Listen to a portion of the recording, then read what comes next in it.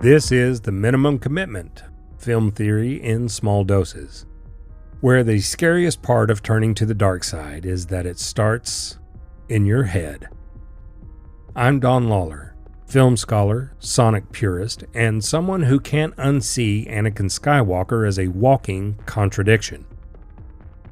Let's get into it.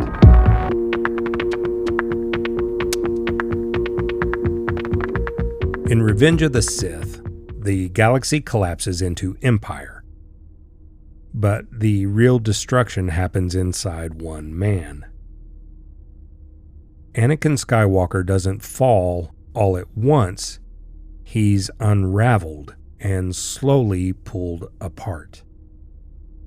And if you look at his journey through a psychoanalytic lens, you'll see that it's not just a moral failure, it's an identity crisis. A war between desire and repression. Freud argued that repressed desires govern the unconscious, especially fear of abandonment, fear of death, and the impossible urge to control what we cannot. Anakin embodies that. He loses his mother in Attack of the Clones, and now, haunted by dreams of his wife, Padme, dying, he spirals into panic. He wants to stop death itself, to master it, to bend the natural order to his will. Not out of ambition, but out of fear.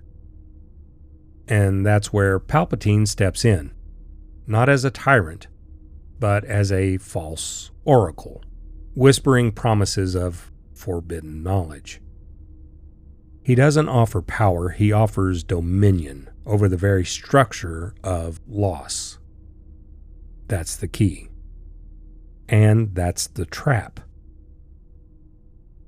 This isn't a fall into evil. It's a slow unraveling, a crawl into a new kind of madness, shaped by love, fueled by fear, and sealed by silence. It's not ambition that drives him, it's the unbearable idea that fate can't be bargained with. So he tries to rewrite it by any means necessary.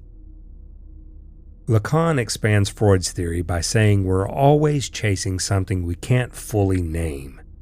He calls it the unattainable object of desire.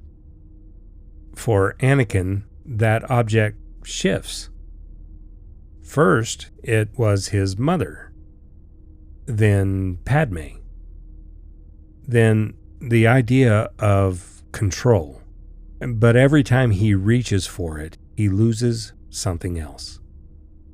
His fear of loss becomes a self-fulfilling prophecy. The tighter he holds on, the more everything slips through his fingers. He wants to be a Jedi.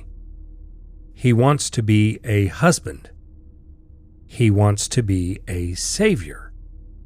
But he's been told, clearly and repeatedly, that he can't be a Jedi, a husband, a father, and a protector. Not all at once. Not in their order. Not under their laws.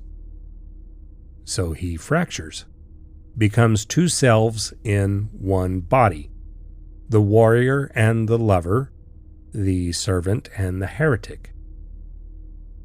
And like all fallen heroes, he begins to believe the only way to save the world is to break it first. Let's look at one moment. Palpatine and Anakin in the opera house. No lightsabers, no force lightning, just a story. The tale of Darth Plagueis the Wise. Palpatine says, he had such a knowledge of the dark side, he could even keep the ones he cared about from dying. That line hits like a spell.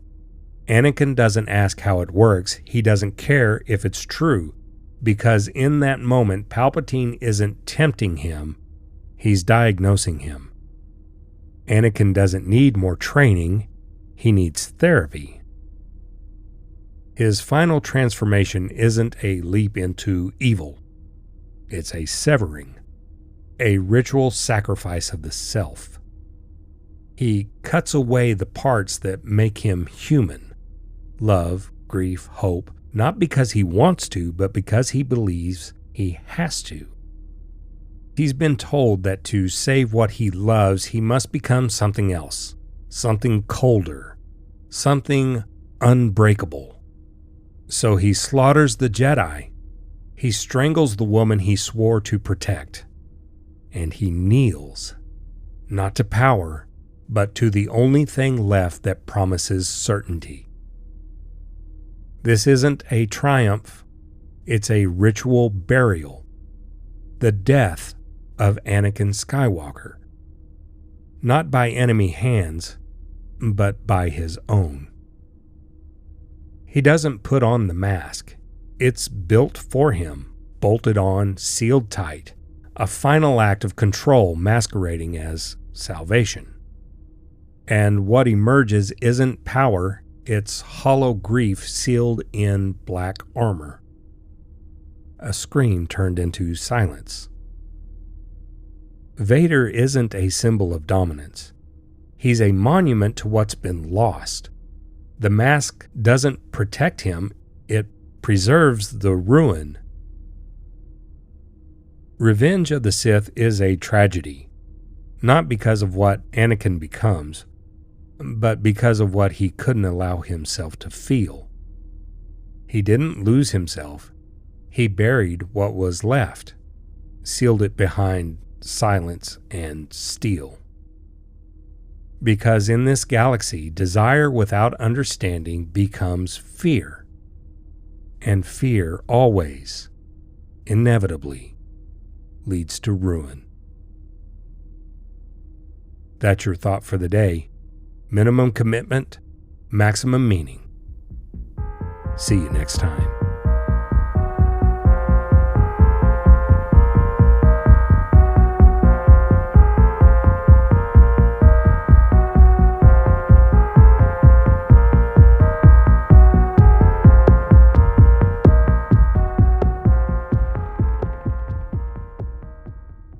The Minimum Commitment is produced, recorded, and edited by Don Lawler. Music by Art Against Agony.